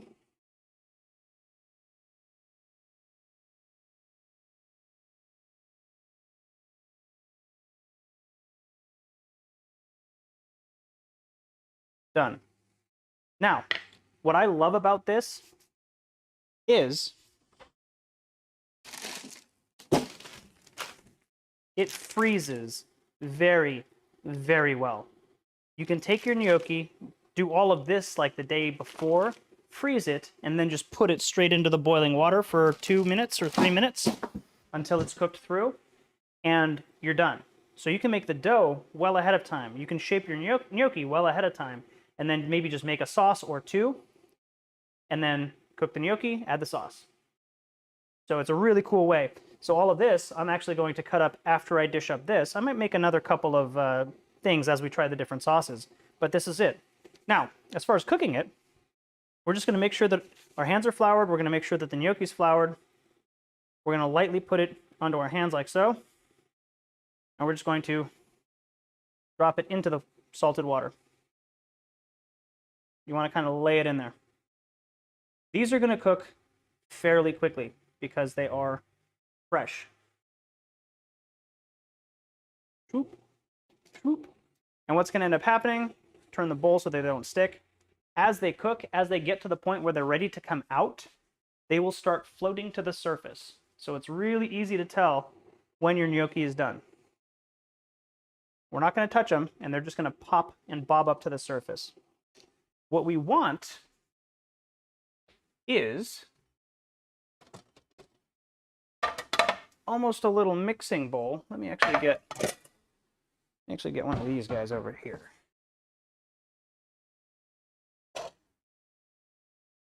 This will give some contrast. You want a nice mixing bowl like this to put the gnocchi in after you drain them from the water. And you can see that they're starting to kind of pop up to the surface and float a little bit. We're going to give them another minute and just make sure that they're floating. They should plump up a little bit as well as the egg cooks, the flour cooks, and the potato cooks again. They should swell up just a little bit. They're not absorbing water per se. It's actually everything cooking and just growing.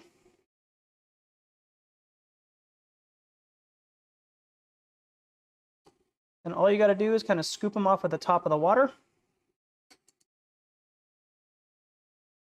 Drain them pretty well. And into your little bowl. This isn't the bowl that I'm going to serve them in. This is the bowl that I'm going to sauce them in.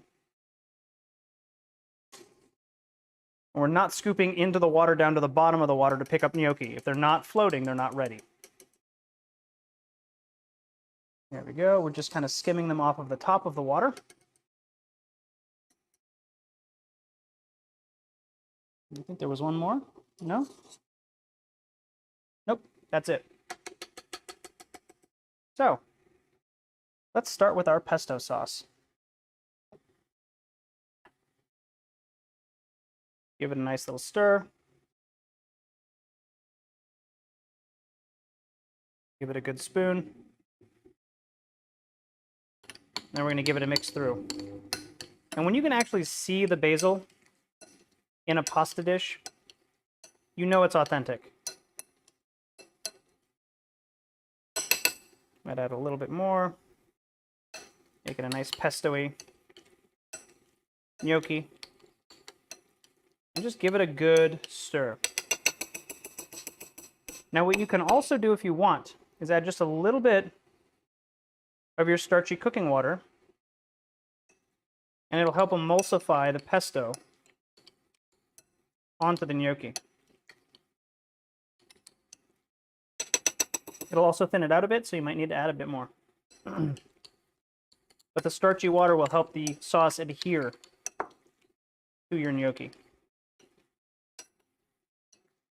There we go. As far as serving, grab a plate.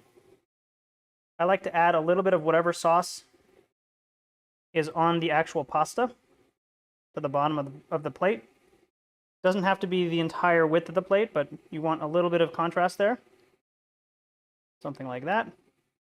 And it also gives the gnocchi something to kind of adhere to in the bowl when you put it down, because it is going to be a little bit slippery.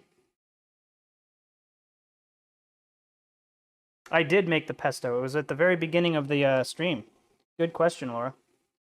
And then I'm just going to plate the gnocchi one or two at a time.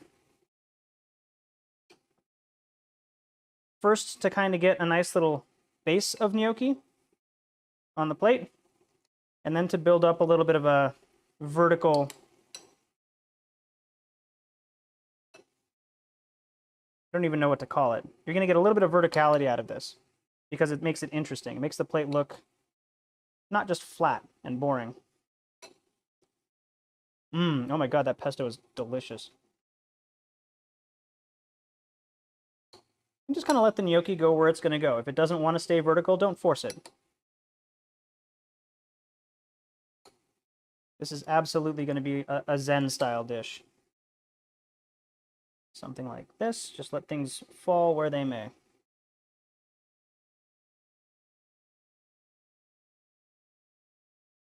He says as he starts trying to arrange it. Yep, happens. Take some of this extra pesto from the bowl. Drizzle it over the top. I'm just going to set this on the side for now. We'll rinse it and we'll use it for the next sauce. And then what I may do is take some of this Parmesan.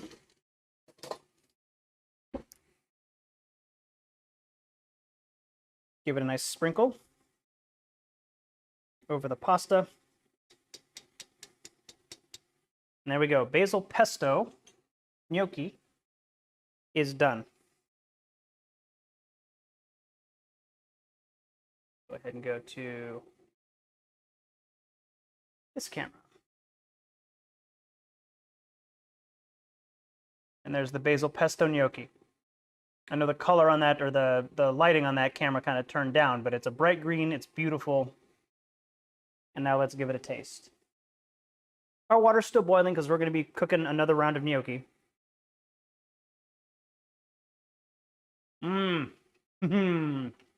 Oh yeah. Nice light pillowy gnocchi. Beautiful pesto sauce. Homemade. Not too salty because we made it ourselves. And wow. The garlic and that basil is front and center. It is so good. I'm not going to eat this whole thing. We're going to move on to our next one. But this is just super delicious. Now, another thing you can do with this is we do have our peas as a topping. You can absolutely sprinkle some of your peas while you have it in the mixing bowl and just kind of get them mixed through. And it'll give it just a little bit of an extra flavor. Don't serve it like this because this is super messy. But green tends to go with green. So if you add peas to a pesto dish, it should work pretty well. Let's try it with the peas.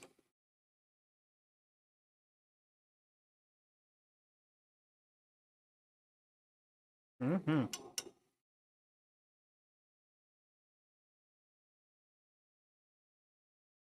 All right, I said I'm not going to eat it all. I'm not. I'm going to put it over here. Yum. Okay. Next up, we're going to do our marinara. Yum. Let's get our pesto out of the way. We're just going to move on to another little sliver of our dough ball. Here's our gnocchi. We're just going to cut another slice off of it, if you will. And we're just going to, once again, roll it out into a little snake.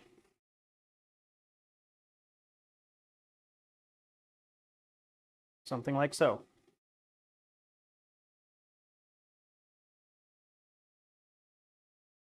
And again, 3/4 of an inch thick, or circumference, or not circumference, diameter. Or I would say down to a 1/2 inch. I wouldn't go too much smaller than that myself, although you're welcome to if you want to. And then we're going to go about 3/4 of an inch wide again. And we're just going to cut through. Make sure that your knife is floured so that it doesn't stick to the potato, the dough. And there we go. And again, we got 2, 4, 6, 8, 10, 12, 14, 16. So perfect portion size, 16 gnocchi. We're going to go ahead and just do them all with this. And you can see that gnocchi actually goes pretty quick once you kind of get it down. You can roll out a huge serving of these. And like I said, freeze them overnight. Just do the dough one day and then do a sauce or two the next day and have like a gnocchi tasting. And then you can put these and freeze them and just throw them straight in the water the next day. This dough is a little bit wetter than the edge was, so I'm just flouring up my finger. There we go.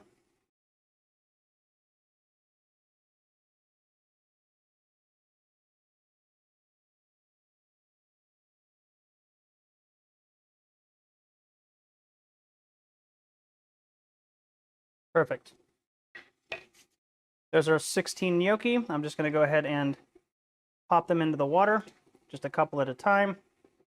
Just gently picking them up and gently letting them lay into the salted water.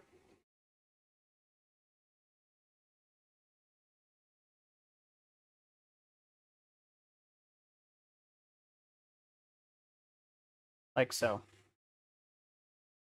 Rotate the pan or the pot. It'll keep them from sticking to the bottom.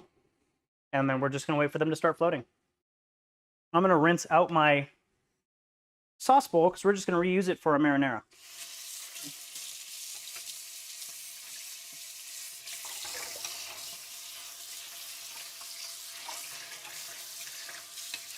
That pesto was amazing. I'm sure the marinara will also be on point. I'm more of a pesto person than the marinara, but homemade marinara is hard to beat. All right, by the time I get back there, they should be floating. And they are. Look at that. I'm gonna go ahead and just dry off the outside of the bowl because I don't want to introduce water to my cutting board. I want it to stay as dry as I can keep it. There we go. And now we're just gonna start fishing these off of the top of the water, tapping them and getting them fairly dry.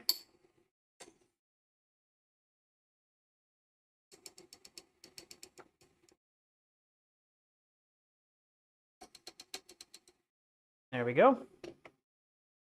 Now we will grab our marinara. I'm actually going to put it right over the water to kind of heat it back up again. Gently. How warm are you? Oh, you're warm. We're just going to put a couple spoonfuls in here. Like so.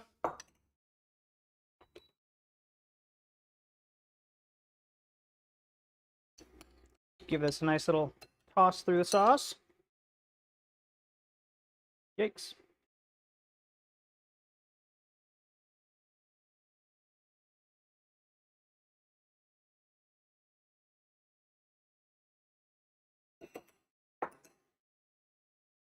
Get some nice marinara off of the cutting board.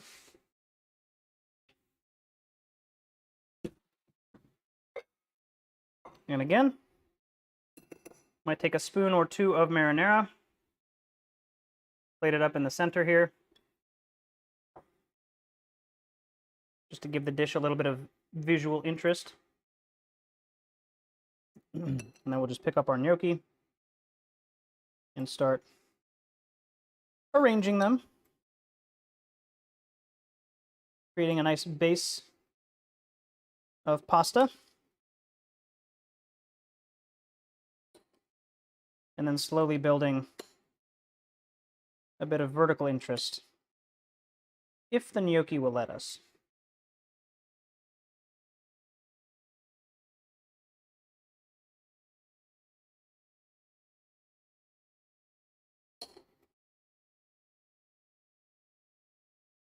And you'll notice that as the gnocchi kind of spreads out, if it's falling or if the mountain that you're building is kind of spreading out, it will naturally kind of make the sauce also fill the bowl.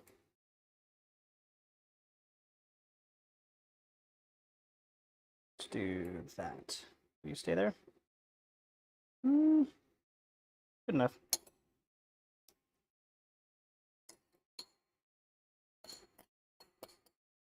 A little bit of the extra sauce.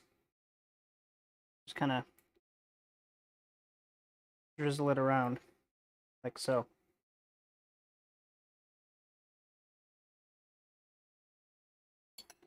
Now, with this gnocchi, I may have a little bit of extra. I don't have any basil here, but what I might do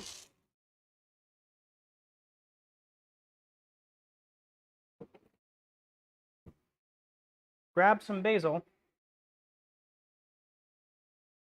and we're going to do our little trick where we kind of stack them on top of each other like so, roll them into a little cigar,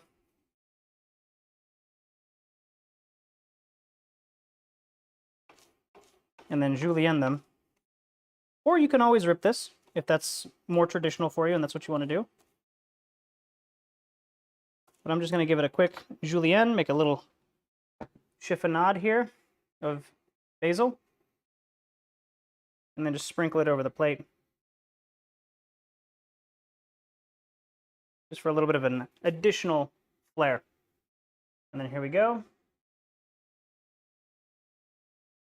Beautiful gnocchi marinara with basil. That's interesting. That's more accurate color.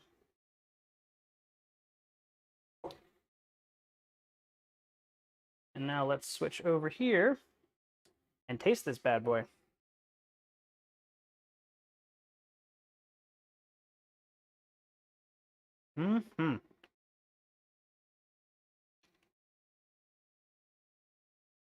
Light pillowy gnocchi.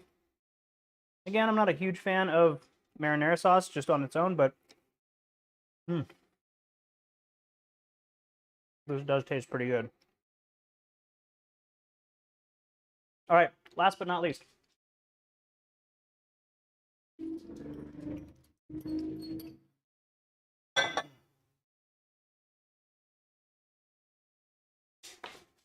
We're going to make the ultimate gnocchi bowl.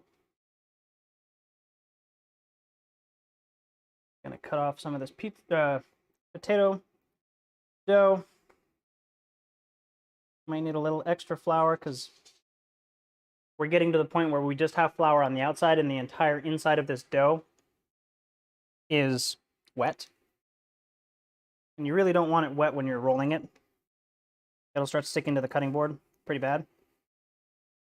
There we go. And again, we're just going to do our snake, same way we've been doing it the whole time.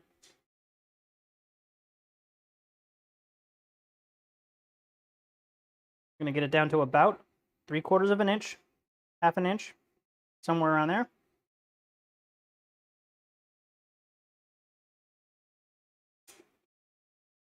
Move our marinara.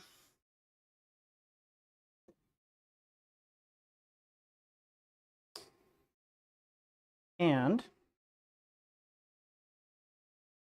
cut every 3/4 of an inch to an inch, depending on how big you want your gnocchi. Again, make sure your knife is fairly well floured so that it doesn't stick when you're making your cuts. And then we're just going to roll these gnocchi out like so.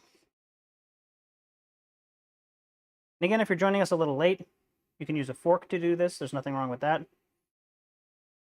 This is a butter paddle, works also as a gnocchi press, gnocchi roller, whatever you want to call it.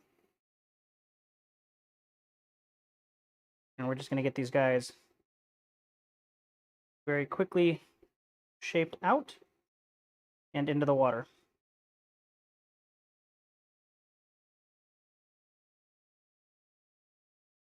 And how many do we have here? 2, 4, 6, 8, 10, 12, 14. So we're 2 shy. That's fine. I'm going to be gnocchied out by the end of the night. Grab a couple of them into your hand, lay them into the water, get the water back up to a boil. It was right at a simmer, so didn't take very much to do that. Here we go. Last couple of bits of gnocchi into the water. Give it a quick little shimmy so it doesn't stick to the bottom of the pan. I am going to turn that around. Dust it just a bit with some flour so it doesn't stick. There we go. Cool. I'm going to rinse out our mixing bowl, and we're going to make the ultimate bechamel gnocchi.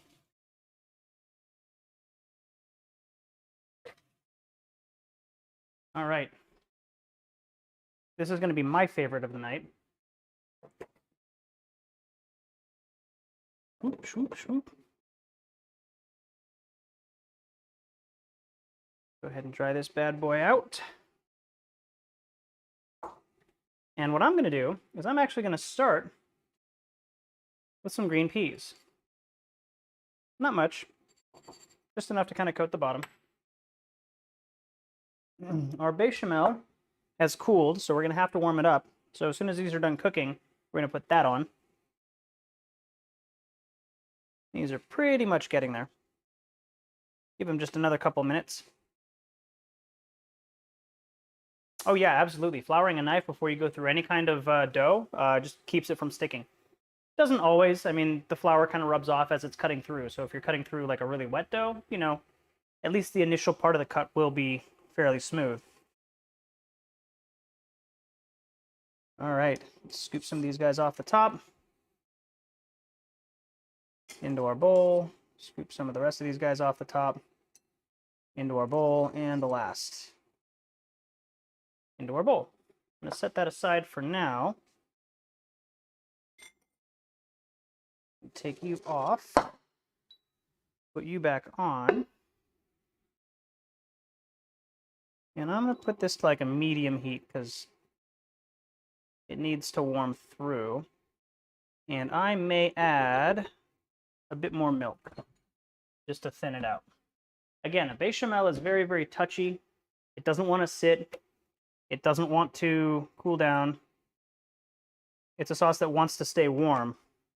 If it does get a little bit congealed because it cools down or because it sits for a while, you can add a little bit of milk, heat it back up, and it should thin it out and kind of bring some life back into it. Just make sure that you adjust your seasoning if you need to. Give it a taste, make sure that it's still seasoned the way that you want it to be. There we go.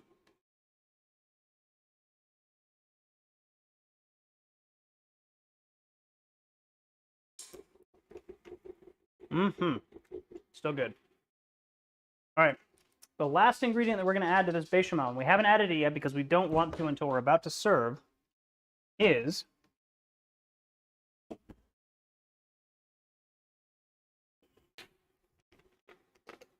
a little grating of fresh nutmeg. You're starting to come up to a simmer, so we're going to turn you down because we don't want it to boil. We do want it to heat up, but we don't want it to boil. There we go. We're going to take our little grater, nutmeg, maybe a teaspoon. You don't need too much. Well, I should say maybe a quarter teaspoon. You don't need too much. It actually adds just a little bit of sweetness to the sauce. And that yummy nutmeggy flavor. Give it a stir through. Perfect.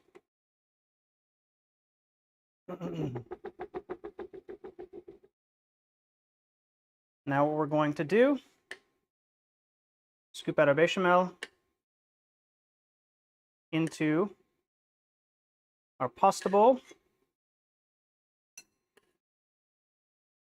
with our peas. We're going to give this a stir through. And look at that.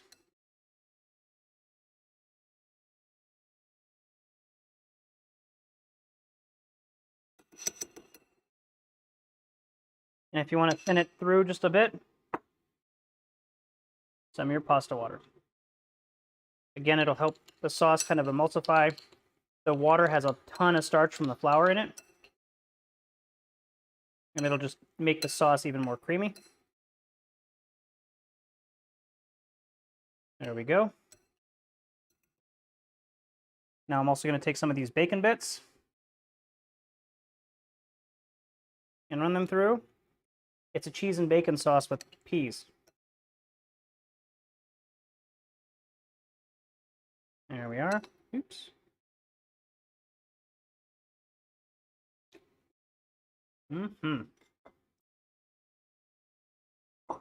Got our bowl.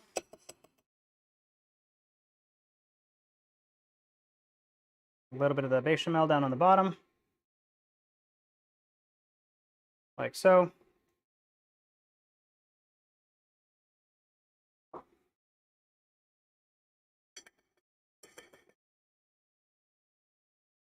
And now we're going to scoop out some of our peas along with our gnocchi.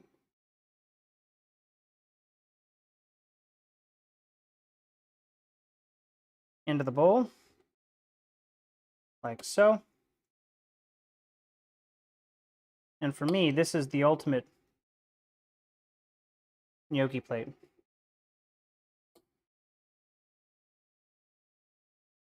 A little bit of bacon.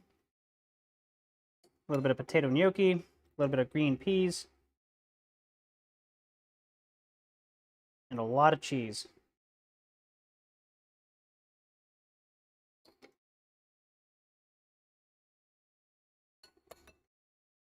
And then any extra peas or bacon or anything that's in the bowl, I'll just sprinkle it over the top.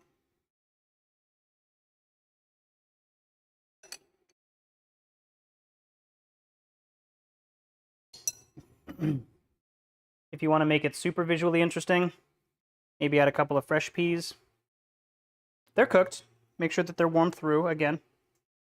And then you get the nice bright vibrancy of some of the peas that are fresh and some of the peas that were mixed through the sauce. And we're going to add just a little bit more bacon on top. Again, visual interest.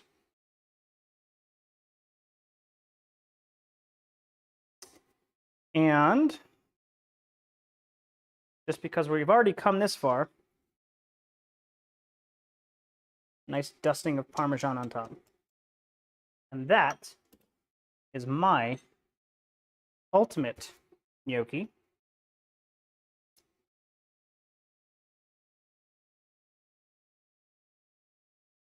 With peas, bacon, Parmesan, and a bechamel sauce.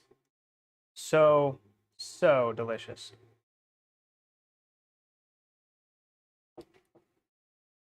Switch back over here.